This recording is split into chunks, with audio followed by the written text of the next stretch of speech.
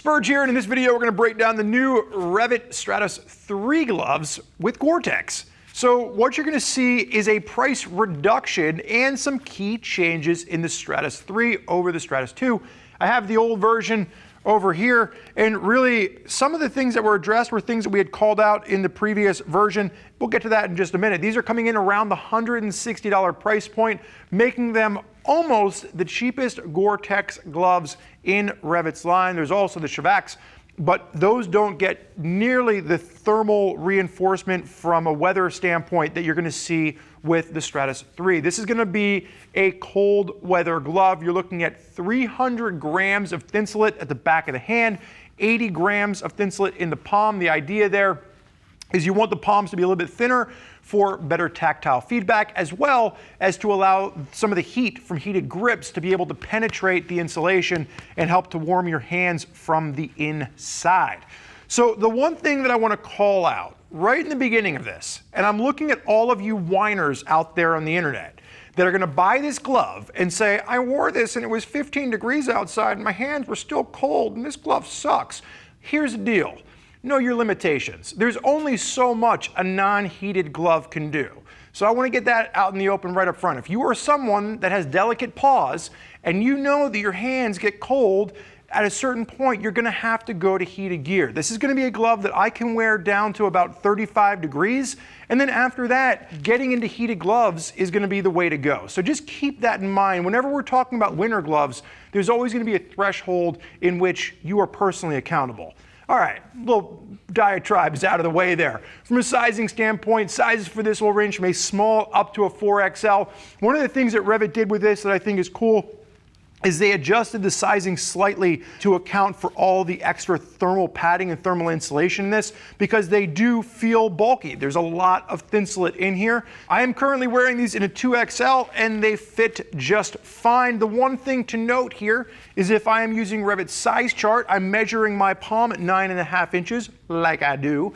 I am technically in the top end of an extra large. There is no way that I would wear an extra large in these. So if you find yourself in between sizes or right on the top end of a spectrum on the size chart, you're definitely going to want to size up based on what their size chart recommends. So from a construction standpoint, you're looking at a couple of different key elements coming into play here. You've got PWR stretch. You've got Gore-Tex.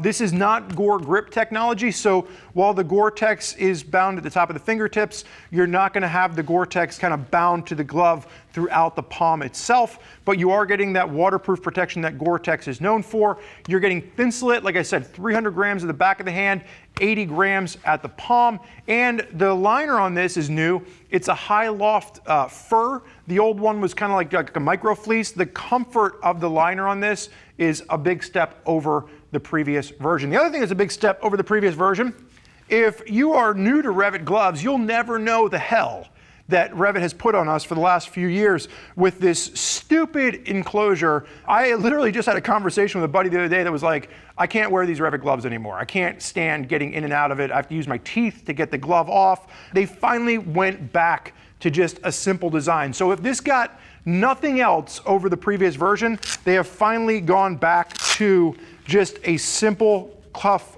dual closure. So you're still getting the extra reinforcement there. You have this great pull-on tab for getting it on, but they're getting back to a much simpler cuff. You combine that with a $20 decrease in price, and that alone is really kind of worth the savings. You're going to have protection at the back of the knuckle. Pops are reflective. You've got full leather at the back of the hand.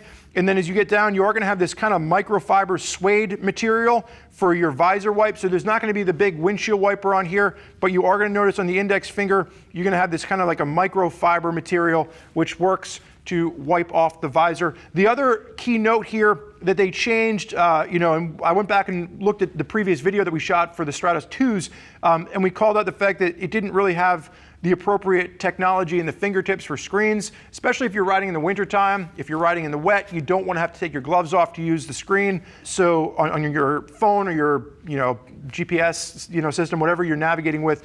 So, and even some of the potential touchscreens and other avenues. Anyway, I'm getting off track. I'm just too excited about the touchscreen technology apparently. But you now have it at the fingertips as well as the thumb, so you can zoom in, you can zoom out without having to do it the old way where you had to use two separate hands. Other than that, maybe a little bit of extra padding, or maybe like a palm slider versus just the padding at the palm. Maybe some extra outseam reinforcement would have been nice. But considering REV'IT shaved $20 off the price, they improved the closure, they improved the overall feel and comfort of the inside of the glove, and it now has touchscreen technology. It's definitely a huge step forward over what the Stratos 2 was. So if you're looking for a pair of winter gloves that you want to use on your motorcycle, you are looking for waterproof protection that Gore-Tex is going to provide, and you are acknowledging that you are not someone that needs heated gloves to keep your hands warm in the temperatures that you're riding, this is going to be an excellent option for you to consider. The only real note that I have here is that it is a bulky glove. There is a lot of insulation in here, so if you're somebody that's maybe riding in more demanding kind of situations, sport riding or kind of ADV riding where you're using the clutch or the brake a lot, this is going to fatigue your hand just because you are going to be fighting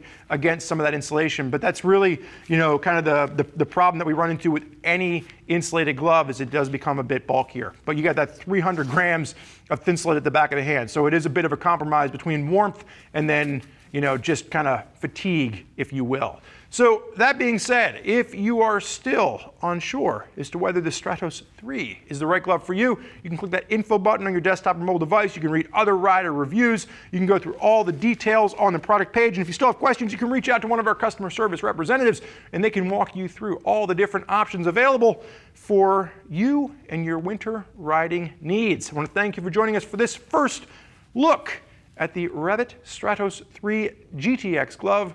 I'm Spurge. Enjoy the ride.